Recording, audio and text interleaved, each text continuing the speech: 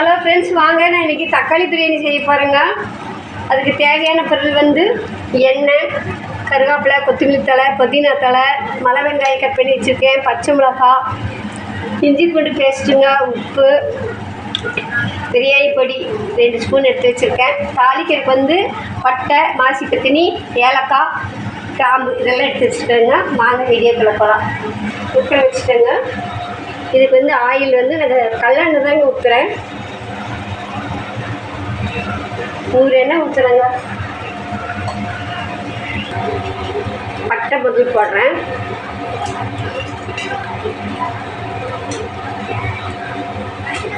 கிராம்பு 3 கிராம்புங்க, 3 ஏலக்காய், மாசி பத்தினி 1,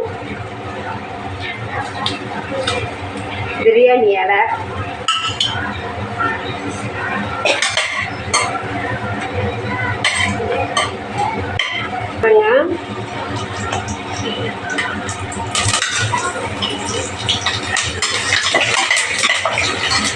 எல்லாம் வெடிக்குதுங்க. வெடிச்சிருச்சு. நல்ல வெங்காயம் போடுறேன். அது கூடவே கொஞ்சம் கருவேப்பிலையும் போட்டுக்கலாம்.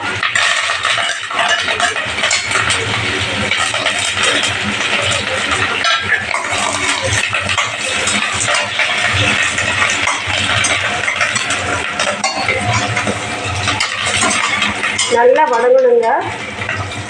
நல்லா பொன்னிறமாக வதங்கினதுக்கு அப்புறமா இஞ்சி பூண்டு பேஸ்ட்டு போட்டுக்கலாம்.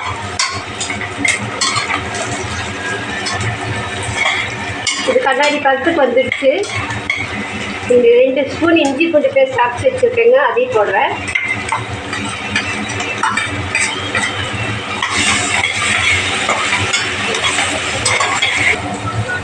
இஞ்சி பூண்டு பேஸ்ட்டெல்லாம் நல்லா வதங்கிடுச்சுங்க. இது கூட வந்து தக்காளி போடுறேன்.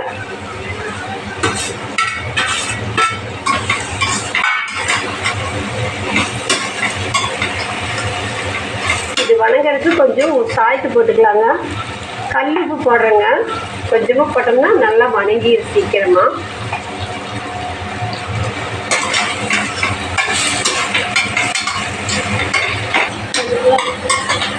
தக்காளி நல்லா வதங்கிடுச்சுங்க.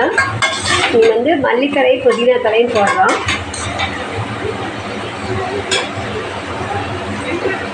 இதையும் போட்டு நல்லா வதக்கிக்கணுங்க.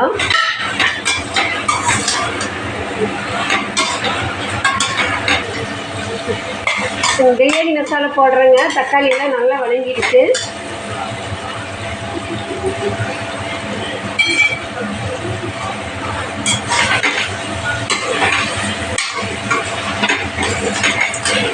மஞ்சத்தூள் கொஞ்சம் போட்டுக்கிறேங்க. நீங்கள் தேவையான அளவு தண்ணி ஊற்றிக்கலாங்க. எல்லாமே நல்லா வதங்கிடுச்சு.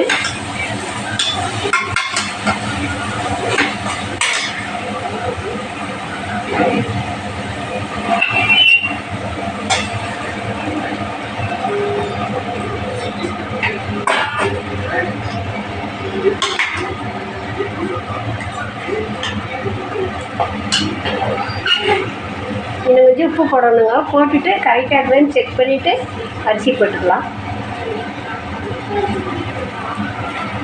அரிசி போடுறேங்க. தண்ணி நல்லா கொதிச்சிடுச்சு.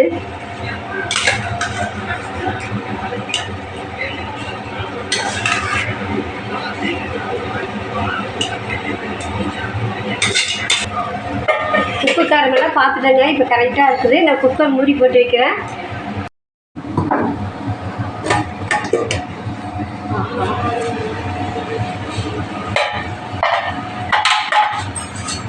ஹலோ ஃப்ரெண்ட்ஸ், வாங்க சாப்பாடு ஜம்முன்னு ஆயிடுச்சு. தக்காளி பிரியாணி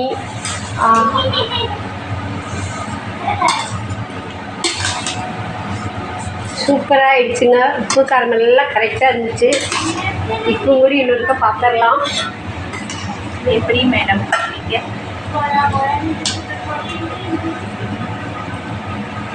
பார்க்கும்போதே நாக்கு வச்சு சூப்பராக இருக்குங்க. நீங்களும் செஞ்சு சாப்பிட்டு பார்த்துட்டு எப்படி இருக்குன்னு கமெண்ட் பண்ணுங்கள், லைக் பண்ணுங்கள், ஷேர் பண்ணுங்கள், சப்ஸ்கிரைப் பண்ணுங்கள்.